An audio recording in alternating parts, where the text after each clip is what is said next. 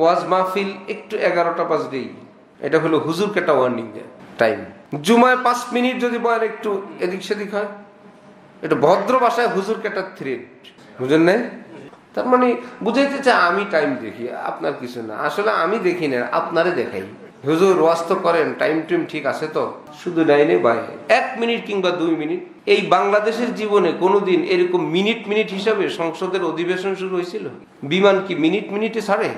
হিসাব করে একদম যেই মিনিটে স্টার্ট দেওয়ার কথা মিনিটে ছাড়ে, হঠাৎ ঘোষণা আসে 3 ঘন্টা ডিলে মাত্র।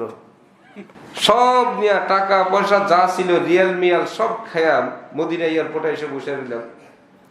বসে থাকলাম, বিমান আসবে। বিমানের লোকজন বললো যেটা দিয়ে আপনারা যাবেন ওটা ঢাকার থেকে এখনো ছাড়ে নেই।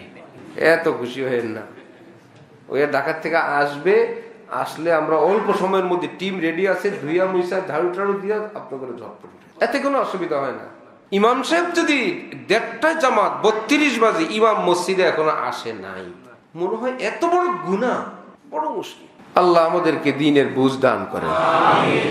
ভাই আসবে মানুষ, তো ইমামরা কি ফেরেশতা না মানুষ? একদম মসজিদের দিকে রওনা হয়েছেন, হঠাৎ মনে হয়েছে ওহো আমার তো উযু নেই, হইতে পারে না? রওনা হয়েছে, মনে হয়েছে আহা এটা তো সেই লুঙ্গিটা বাচ্চার পেশাবদা লাগছিল একটু, হঠাৎ পেটে চিপে দিছে। আল্লাহ, একমাত্র থাকলে এই একটা জাতি আছে, দেখবেন চতুর্দিকে একত্রে আজান, সুবহানাল্লাহ, ঠিক না? একত্রে আজান সারাটা দেশে, ফজরের সময় একত্রে আজান। এদের কি বউ বাচ্চা নাই? এদের কি ঘুম নাই? এদের কি শরীর নাই? আল্লাহ পাক তাদেরকে কাজে লাগান, আল্লাহ পাক তাদেরকে তৌফিক দান করেন। কিছুদিন আগে যে কাতারে বিশ্বকাপ খেলা হয়েছিল, সব কি রাত 11টার আগে তো শেষ হয়ে গেছিল, কারণ ফজর পড়া লাগবে। রাত 1টা আর 2টা নাই, 2টা আর 4টা নাই, শত শত খিচুড়ি রান্না হইতেছে, মুরগি পড়ানো হইতেছে, বারবিকিউ চলতেছে। খেলার আগে পরে কারো মুখে, কোন মুসলমানের মুখে শুনি নাই এই টাইমটায় খেলাটা দিল, ফজরটা পড়া লাগবে না, কোনো সমস্যা নেই। 11টার পরে যদি ওয়াজ হয়, হুজুর ওয়াজ করলে হবে নাকি? নামাজ 12টা হইলে তো উপায় নেই। ইবলিস বলতেছে দ্বিতীয় গ্রুপ যেগুলো, সেগুলো হলো কোনো ওয়াজ লাগে না, আমি 3টায় খেলা দিলে ওরা রেডি, 4টায় খেলা দিলেও আমি রেডি। আমরা একবার হযরত আলা ডালখানা করার কাছে গেলাম, তো হযরত আলা রুম থেকে বের হইতে একটু দেরি হয়ে গেছে, ফজরের কিছুক্ষণ আগে 3:30 4টা এরকম। খানকা থেকে বের হইলাম আমরা 2-3 জন, এর মধ্যে দেখি সারা রাস্তায় মানুষ আর মানুষ। কি ব্যাপার? পরে বুঝতে পারলাম খেলা শেষ হয়েছে। এখন ওরাও রাস্তায় হাঁটে, আমরাও হাঁটি। পরিচিত কেউ দেখলে কি মনে করবে?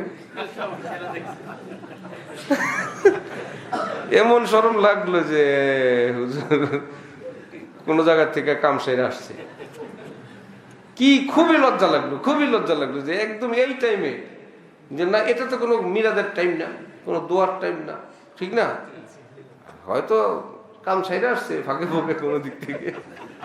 আর খেলার বিষয়টা অনেক একটু হালকাই মনে করে, অনেক নামাজিরা মনে করে হুজুর আল্লাহর রহমতে খারাপ কিছু দেখি না, শুধু খেলাটা মনে হয় এমন যে খেলা দেখা মুস্তাহাব, আর খেলার মধ্যে কোনো খারাপের কিছু নাই, গুনাহের কিছু নাই, পুরাটা ভালো হুজুর, শুধু খেলাটা।